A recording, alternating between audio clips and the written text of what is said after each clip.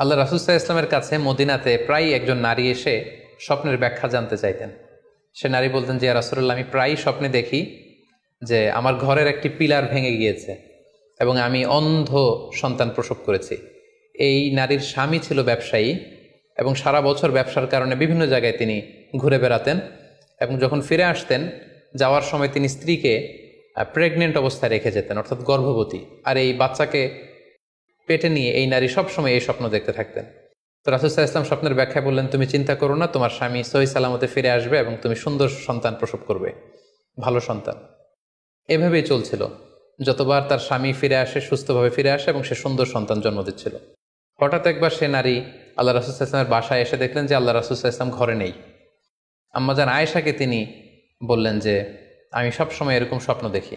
তখন আম্মাজান আয়েশা বললেন, তাহলে এই স্বপ্নের ব্যাখ্যা জানার জন্যই তুমি রাসূল সাল্লাল্লাহু আলাইহি ওয়াসাল্লামের কাছে আসো, তুমি কি স্বপ্ন দেখো? তখন সে নারী আম্মাজান আয়েশার কাছে খুলে বললেন যে, আমি স্বপ্নে দেখি যে আমার ঘরের একটি পিলার ভেঙে গিয়েছে আর আমি একটি অন্ধ সন্তান প্রসব করেছি। একথা শুনে আম্মাজান আয়েশা রাদিয়াল্লাহু তাআলা আনহা অবাক হয়ে গেলেন। তিনি বললেন, তাই নাকি? তোমার স্বপ্ন যদি সত্য হয় তাহলে ঠিকই তোমার স্বামী মারা যাবে এবং তুমি একজন ফাজের পাপাচারী সন্তান প্রসব করবে। ঠিকই দেখা গিয়েছিল তার পরের বছর তার স্বামী যখন আসলো, জীবিত আসতে পারেনি, তার স্বামী ইন্তেকাল করেছিল এবং এই নারী যে সন্তান প্রসব করেছিল সেটি ছিল একটি পাপাচারী সন্তান। তো এই ঘটনা আল্লাহ রাসূল সাল্লাল্লাহু আলাইহি ওয়াসাল্লাম শুনে আম্মাজান আয়েশাকে বললেন, আয়েশা, তুমি এটা ঠিক করোনি। তুমি যদি কখনো কারো স্বপ্নের ব্যাখ্যা করো, তুমি ভালো ব্যাখ্যাটা করবে, কখনো মন্দ দিক থেকে ব্যাখ্যা করবে না। হয় চুপ থাকবে, ব্যাখ্যাই করতে যাবে না, আর যদি স্বপ্নের ইন্টারপ্রিটেশন তুমি করতে চাও তাহলে ভালো ব্যাখ্যাটা করবে। সম্মানিত, শুধু এজন্য যে কারো কাছে আমরা চাইলেই স্বপ্নের কথা জানাতে পারি না, বরং সে যদি আপনার শুভাকাঙ্ক্ষী হয়, সে যদি স্বপ্ন ব্যাখ্যায় পারদর্শী হয়, সে যদি ভালো আলেম হয়, তাহলে তার কাছে আপনি স্বপ্নের ব্যাখ্যা জানতে চাইতে পারেন। এক্ষেত্রে আমরা ইমাম মুহাম্মদ ইবনে সিরিনের আরও একটি চমৎকার ঘটনার কথা উল্লেখ করতে পারি। মুহাম্মদ ইবনে সিরিন উনি ছাত্রদেরকে নিয়ে একবার তালিম দিচ্ছিলেন।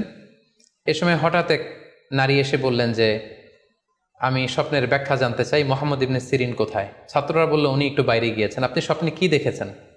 মহিলাটি বলল যে, আমি স্বপ্নে দেখেছি আমার ছেলে সাগর থেকে শুধু পানি পান করছে।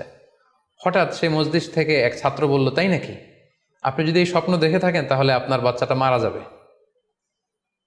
ইমাম মুহাম্মদ ইবনে সিরিন পরবর্তীতে যখন আসলেন, এসে ছাত্রদের কাছে যখন জানতে পারলেন, তখন তিনি বললেন যে, তুমি কেন এই স্বপ্নের ব্যাখ্যা করেছো?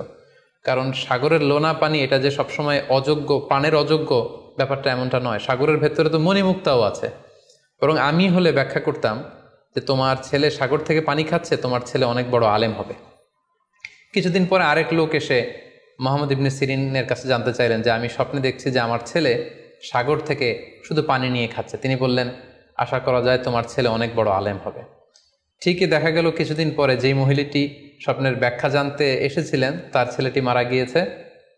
আর যেই লোক মুহাম্মদ ইবনে সিরিনের কাছে স্বপ্নের সুন্দর ব্যাখ্যা নিয়ে গেলেন, তার ছেলে ওই সময়ের অনেক বড় আলেম হয়েছিল।